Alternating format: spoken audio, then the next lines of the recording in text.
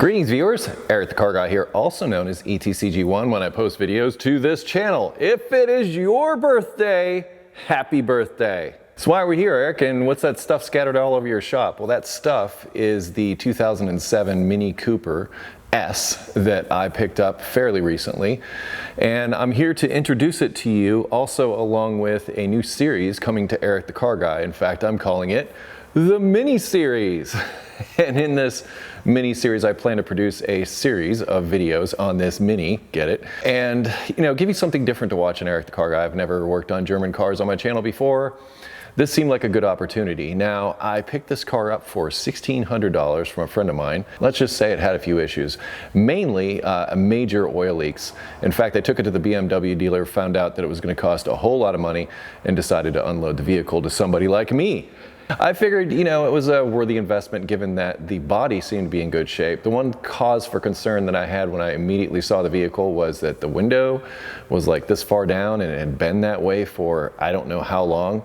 So there was a lot of moisture inside the passenger compartment, but I've since dealt with that. I've also removed the engine and transmission and found out that mini clutches are stupid expensive because you also have to purchase the dual mass flywheel that comes with it on this model. What's the cost? $1,300. So I was $300 shy of the cost of the entire vehicle just in the clutch itself. There are cheaper options. I will go through those when I get to that part of the series of the videos. But I just wanted to, in this video, I actually shot this a little bit ago when I first got the car before it looked like this. And I figured I would show you what I've got.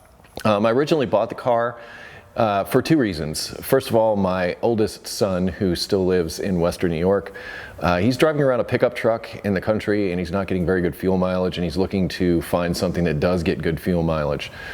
So therefore, I was originally going to buy this car and give it to him. However, when he looked into the insurance cost for this car, it cost more than the car itself.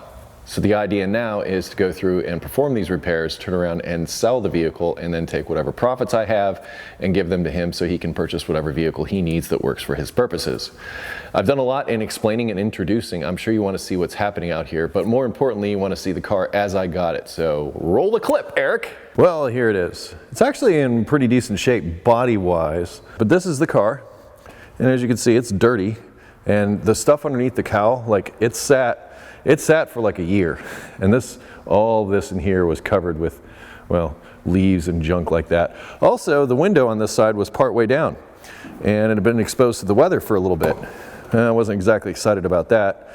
I was concerned about water inside of here and all of that, but so far it seems okay. I think I can dry it out. I don't know about smells and things in the future, but we'll see. Here's my experience with minis. I have actually worked on minis in the past. I like driving them. They're like driving go-karts, but here's the thing.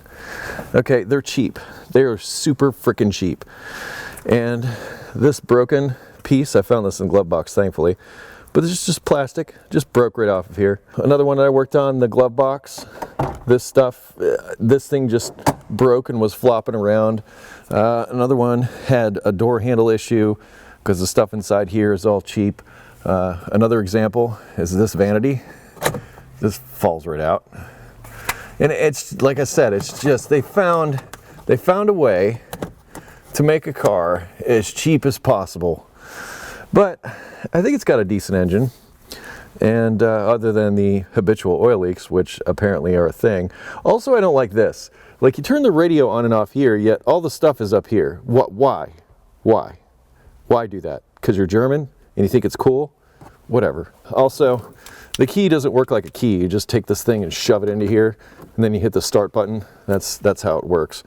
And I did get it to start up and run, but the fact that it's gushing oil, I'm going to leave that alone. Also, it was completely out of fuel. I was just trying to drive across the street to the gas station, and it died on me because of lack of fuel. So I had to get my fuel can, and I went over there, filled it up, and brought it back. Small car with long wheelbase. Should be a smoother ride. Here's the hatch. There's enough room to like put maybe a couple of groceries, and these fold down.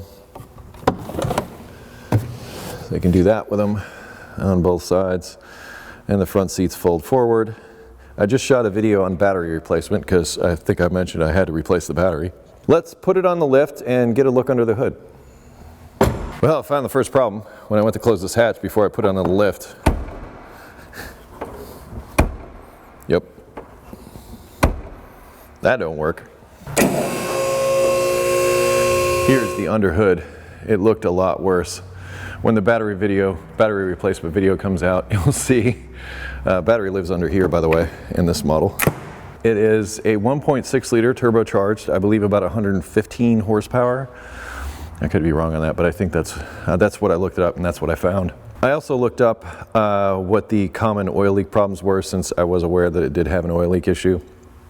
Apparently, valve cover gasket, turbo feed line, crank sensor, sometimes the crankshaft seal itself, other times the oil filter housing, and I think that covers them. But given the severity of the leak, I'm pretty sure I should be able to find it. At least I hope so, with as badly as it's leaking. I know the guy, and he took care of his stuff. I think it's just the fact that, well, these cars are cheap. And this was his wife's car, but I'm certain he took care of it. Let's see what it looks like underneath. I haven't even seen that yet. They have these nice little blocks conveniently placed underneath all the lift points, except this one is missing the one that goes here. So it's just like an empty hole at the moment. Well, I'm happy to say, and one of the things I look at is tires. Ugh. Although these brakes in the rear aren't doing so great. Maybe they just require service. It did sit for a time, but these are decent tires on here. They're Pirellis, and they look fairly new. In fact, how old are they, Eric? Well, if you look here, we got 29/16, so 29th week of 2016. The rest of them were 13, so they are a little old. Time to get a look underneath. There's a whole lot of oil coming out of this thing. But given the amount of oil on that exhaust, that is flat out dangerous. It's a fire hazard. But oil leaks, it has, like in abundance. I mean, the rest looks fairly good, I suppose, because it's been rust-proofed. Brakes are all rusty, and it's got the issues that a vehicle that's been sitting would have. And that oil goes all the way back. It doesn't look too bad other than what's going on with the engine. It looks like that's where I'm going to be spending the majority of my time is getting in there and figuring out where those oil leaks are coming from. Yeah, it was kind of gross when I got it. It had been sitting for a while and, well, needed some love and attention. They took it to the BMW dealer and got a whopping estimate for repairs, and I think it got parked from that point on. And then, well, I came rolling in and they said, there's a sucker right there, we'll sell it to him. Nah, he was a friend of mine, and I saw this as an opportunity to make videos for you, new videos for the Eric the Car Guy channel, the mini series. So look for that coming to Eric the Car Guy channel like this week. I'm gonna start dropping the videos and we'll run through from when I got it to when it leaves. And hopefully it leaves better than when it showed up. And well, there's a bit of work to do here. But all those things in detail will be covered in that mini series, so please keep an eye on that on my Eric the Car Guy channel. Make it easy. I'll link it down in the description in case you are unaware of it. That way you can go there and subscribe. If you have automotive questions, I ask that you head to EricTheCarGuy.com because there is a plethora of information there to help you with automotive issues. I want to thank you for watching the entire video. Be safe, have fun, stay dirty. I will see you next time. Bye.